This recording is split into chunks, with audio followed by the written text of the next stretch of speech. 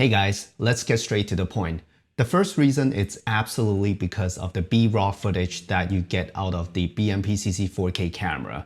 The ability to fix or adjust the ISO and specifically the white balance really helps when you are editing and color grading the footage after. I don't know about other people, but it literally saved my projects multiple times in the past. I think I've mentioned it in the past. I am a dancer and I'm also a part-time videographer that films dance videos. It makes sense, right? In the past year, I have filmed over 20 dance videos using the Pocket 4K and I got to say I absolutely love the B-raw flexibility. I was able to change the mood of the video completely by simply changing the white balance. Unfortunately, I cannot include the music of the dance videos that I filmed because of copyright, but here are some sample footage that I have filmed using the Pocket 4K with the DJI RS2 gimbal in the past year.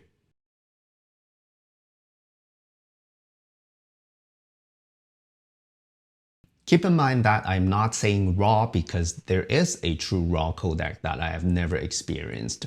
But B-RAW is definitely good enough for me because the camera is cheap, like a lot cheaper than cameras that capture true RAW. There's no way for me as a freelance videographer to own cameras over $10,000. Don't get me wrong, I'm sure TrueRAW offers even stronger codec when it comes to adjustments in post, but if the Pocket 4K can give me even just 50% of what the TrueRAW can do for 30% or less of the cost, I'm more than happy to use B-RAW because, trust me, my non-videographer clients, friends, and family, they can't tell the differences and they don't really care.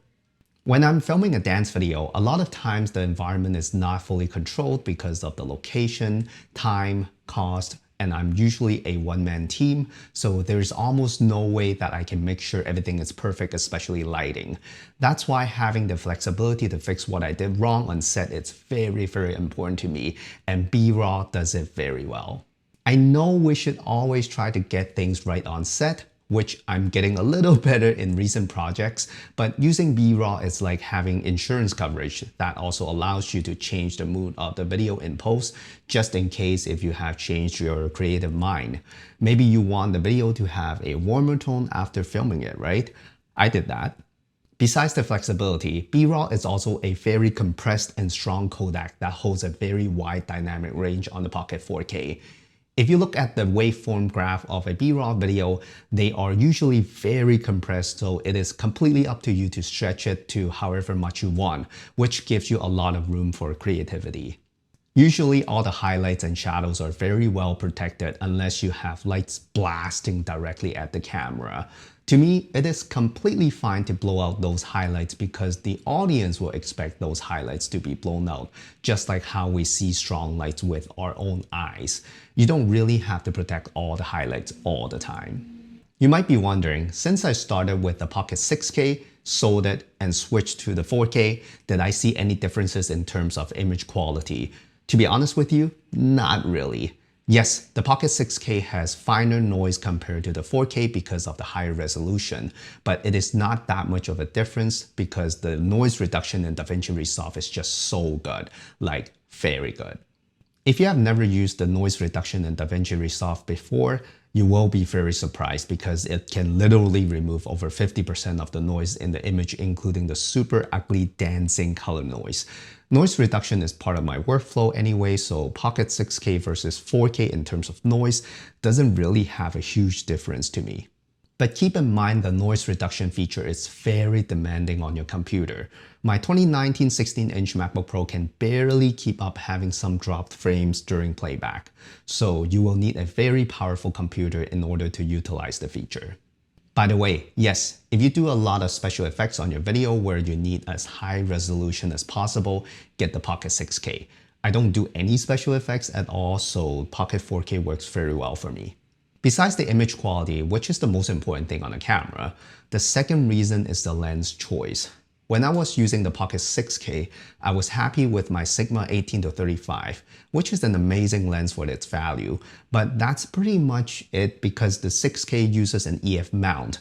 With the Pocket 4K, you have a lot more options because of its Micro Four Thirds mount. You can attach so many adapters to use EF lenses, vintage lenses, and more. I know it is not the same image quality if you use an adapter, but again, non-videographers are most likely not going to notice the difference. I don't like using adapters myself because I feel like they're usually not too sturdy and secured. I have used adapters before and they all wiggles and wobbles a lot, which makes it pretty scary to use, and it creates these unwanted shakes, especially when you are using a wireless follow focus system. So I only use native Micro Four Thirds lenses, but I'm very happy with my lens collection. For regular YouTube videos, I only use the Mikey 25mm t2.2 Cine lens and I absolutely love it. It is sharp, not much distortion, no color cast, great minimum focus distance, great compression, and it looks cool. The only thing I don't like about this lens is the chromatic aberrations. It is not super bad, but noticeable. For dance videos, I will always use my series 24mm f2.8 and the 50mm f1.8 anamorphic lens because of the super wide view that allows me to fit more dancers in the frame and the anamorphic look. Yes, it is definitely a creative choice, but literally all my friends and clients love the lens flare and the aspect ratio because it is so different from a normal look. I'm pretty sure the Pocket 4K plus the series anamorphic lens combination is one of the cheapest way to film anamorphic, so I have absolutely no complaints at all. My non-videographer clients and friends can tell that the look and the lens flare are special and different, and they are super excited about them. That's all I care about. The next reason is a nice and big display on the Pocket 4K. It is so nice to look at when filming and playing back the footage. Every time when I'm filming, I will always show my friends and clients the footage on the screen and they absolutely love it and have no problem seeing it even in a group of 20 people surrounding the camera. Since the 5-inch display is definitely big enough for my projects, it is so good that I don't have to carry another monitor and batteries. Trust me, the less you have to fiddle with on set, the better, so you can focus on filming, lighting, compositions, and more. That is why I think even if Blackmagic comes out with a new pocket camera in, let's say, a box form, I will stick with my Pocket 4K because most likely they won't be able to fit a big screen on a box camera. That's just physically impossible. And I will have to bring an external monitor if I want to see the footage on a bigger screen, just like the Red Komodo. That's why the beautiful and big display is definitely one of my favorite features on the Pocket 4K and 6K. Also, showing footage to my friends and clients really make everyone happy and excited on set, so why not? Another reason why I think the Pocket 4K is still worth it is the menu system. And I'm not talking about the already super simple and user-friendly menu, but the way to save literally everything into presets. Everything from resolution, frame rate, audio level to as small as screen brightness can be saved as a preset. Seriously, why other cameras don't do that? I have all my presets set up based on the resolution, codec, image quality, and frame rate. So I can jump from, let's say, 24 FPS to 120 FPS slow motion in a few taps, and that's magical. I also have presets for filming dance videos in B-RAW as well, so I don't have to fiddle with my camera settings on set at all. The next reason it's pretty small, literally small, the file sizes. When I was using the Pocket 6K, I panicked about storage space a lot because 1-2 hours dance video project in B-RAW can take up to 300GB on the Samsung T5 SSD. I had so much trouble trying to back up and edit the footage because I didn't even have enough space to work on 2 projects at the same time. With the Pocket 4K, I'm not sure how because the image quality is not that much lower, but the file sizes are much smaller. A similar 2 hours dance project will only take up to about 50GB max. The difference in file sizes is definitely one of the happiest things to me switching from the 6K to 4K. I remember having to format my 1TB SSD almost once every 2 projects on the Pocket 6K, and I have only formatted the SSD twice in the past year among 20+ projects on the 4K. I was shocked to see projects that are over half a year ago still sitting in the SSD when using the 4K. The last reason is, of course, the price. At around $2,000, the image quality you're getting out of this camera is definitely comparable with some of the much higher-end cinema cameras.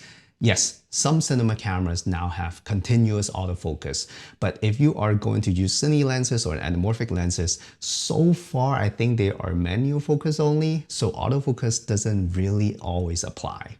For my style of filming, I literally have no complaints on the Pocket 4K. I love it. It is bulky, but you get a big screen. The battery life is not good, but a simple NPF battery makes it last for 2 hours. It doesn't have IBIS, but I always use a gimbal anyway. Most importantly, it is the image quality that I'm getting which makes me so happy with the Pocket 4K. By the way, if you're wondering how my DJI RS2 gimbal is doing with my fully rigged out Pocket 4K, they are still working very well. If you want to know how I balance my setup, definitely check out my tutorial video.